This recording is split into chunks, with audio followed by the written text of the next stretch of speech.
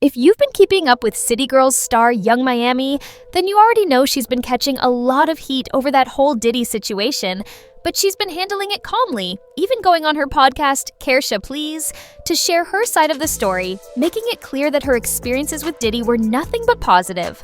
I just felt like I met him in a whole new era, and that wasn't my experience. Like, when I met him, it was just like, I told y'all on season 1, I even asked him, like, why you fucking with me? Why you fucking with a city girl? Yeah. Why you coming into my world? Because I'm on some whole other shit. Like, you know my lyrics and stuff. Yeah. And it's just like, when I got with him, he was just a man. Like, it was more of like, okay, we ain't gonna do that. We gonna sit, we gonna communicate, we gonna get solutions. What's going on? Like, we ain't even going that route. But it looks like her so-called bestie Saucy Santana has finally had enough of her innocent act on TV, and now he's speaking out to expose the truth. Allegedly, there's something Miami is keeping hidden for Diddy, and if it comes out, it could blow this entire trial wide open. Let's break it down. Fans are convinced that Young Miami didn't go through the same kind of abuse Cassie faced while dating Diddy because, unlike Cassie, Miami was willing to go along with whatever wild, twisted things Diddy wanted, including those substance-fueled, baby oil-drenched freak-offs she openly bragged about. I can't say it. You got to. It say take a shower if you like golden showers. I do. Golden showers, meaning when the guy pees on you, pee on you everywhere, you like it? And according to Lil Rod's testimony against Diddy, Miami was allegedly bringing in girls for those wild freak-offs, always ready to dive into whatever crazy fetishes Diddy had, no matter how twisted they got. Word is that when Diddy met Santana, he told Miami he wanted to hit that too. And she agreed. So the three of them reportedly got caught up in some nasty, wild business. But what Miami didn't expect was Saucy going behind her back to secretly meet up with Diddy on his own.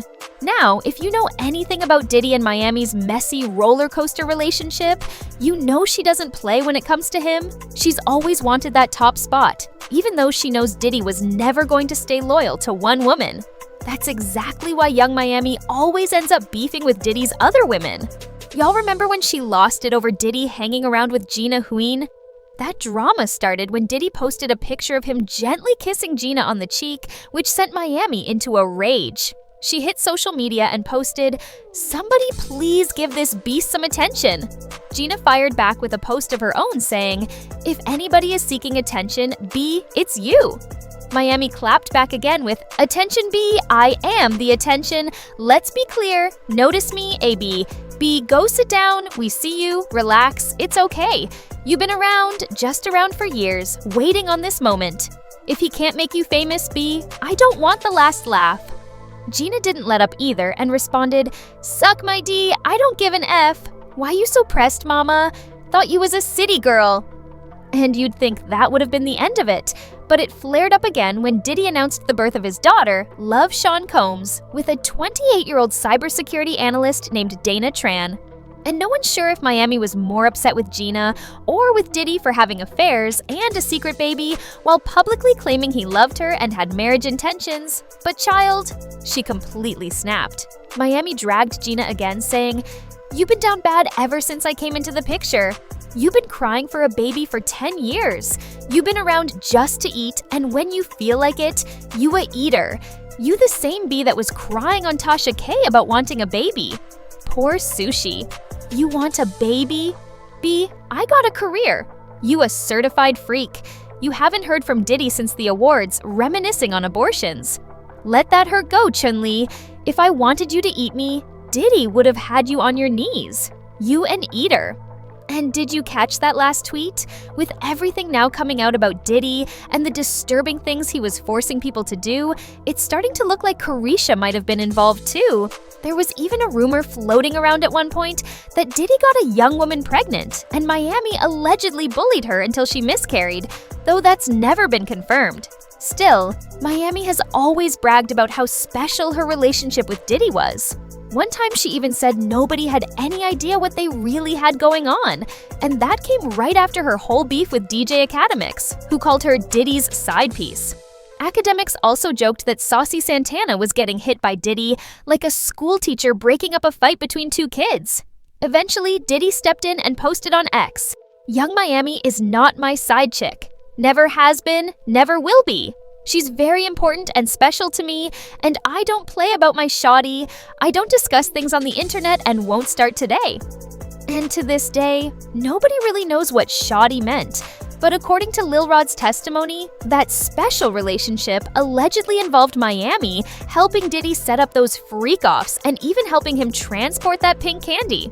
So in the end, Miami might have brought Saucy Santana into Diddy's circle. But Saucy thought he could play the game better and tried to take Diddy for himself. And that's how this whole messy feud started, with even JT dragged into the drama along the way. Yeah, we broke up.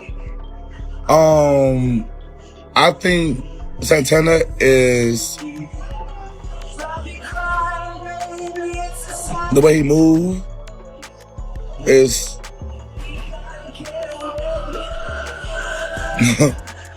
above me. But I want to go to the next question because it just be so much to get into, and it just opened up too many doors. Although the two of them eventually patched things up, Miami made it very clear in a tweet that she wasn't going to be sharing her next man with anyone. The last time Saucy Santana spoke about the beef with Young Miami and JT, he hinted that there was way more to the story than what the public knew, because what we all witnessed online was just the tip of the iceberg. And honey, it really was.